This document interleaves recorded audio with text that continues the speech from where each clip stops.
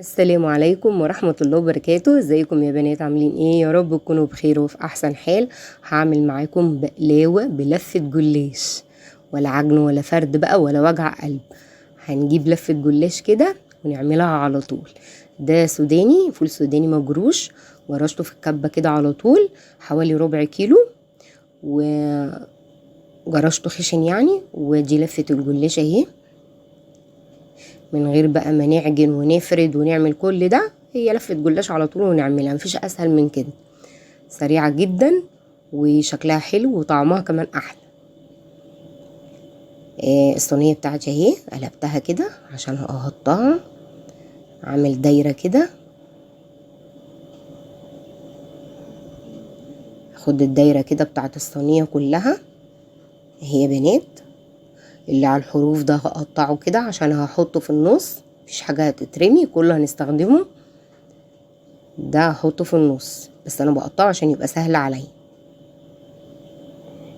اهي كده. انا هاخد نص الدايره دي، نص ورق الجلاش يعني، هاخده في الصينيه من تحت اهو. وهاخد كمان نص الورق المتقطع ده هاخده فوقيه، يعني نص من المدور ونص من المقطع ده اهو. انا خدت نصه وهبتدي هاخد نص كمان من ده. حاولي بقى توزعيه كده عشان ايه، تبقى كلها سوا واحد، ما يبقاش حته عاليه وحته ايه واطيه اهو.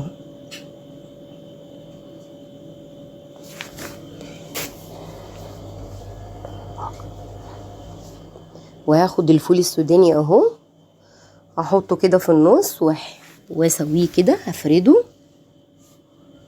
فريديه كده عشان كله يبقى سوا واحد برضو اهو. وابتدي احط فوقيه النص اللي هو بقيه الجلاش المتقطع ده، وخليت بقى السليم في الاخر، هحطه في الاخر اهو. وزعته كله كده بالطريقه دي، احط بقى فوقيه السليم. دي اسهل طريقه تعملي بيها ايه صينيه البقلاوه بتاعتنا الجميله دي اهو. قطعتها بقى وسبت ربع واحد كده بس عشان اوريهولكم اهو. تقطيعتها سهله جدا بجد اهي. تقطيعة بقى اللي هي البقلاوه اللي هي معروفه دي اهو. انا بعلم بالسكينه وبعدين بقطع. هنا بقى معايا كوبايه من السمنه وربع كوبايه من الزيت، حطيتهم كده على بعض وهسقي بيهم الجلاش بتاعنا، ولا كمان دهان كمان بالمره يعني. انا ايه فردت على طول وبعدين ايه هنسقيها كده بالسمنه زي ما انتوا شفتوا بقى، مفيش اسهل من كده ازاي اهو. ابتديت بقى اشرب كل الصينيه بتاعتي بالسمنه كده والزيت، ربع كوبايه بس من الزيت عشان ما تنشفش معاكي اهي.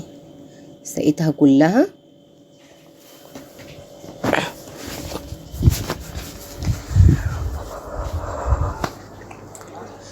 اهو يا بنات. كده خلصتها، كنت مشغله بقى الفرن وحطيتها على الشبكه، واول ما استوت معايا طلعتها.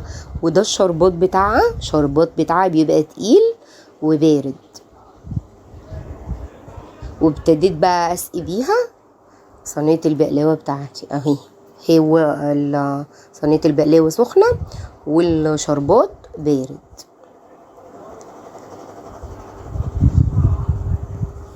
الشربات بقى عملته ازاي؟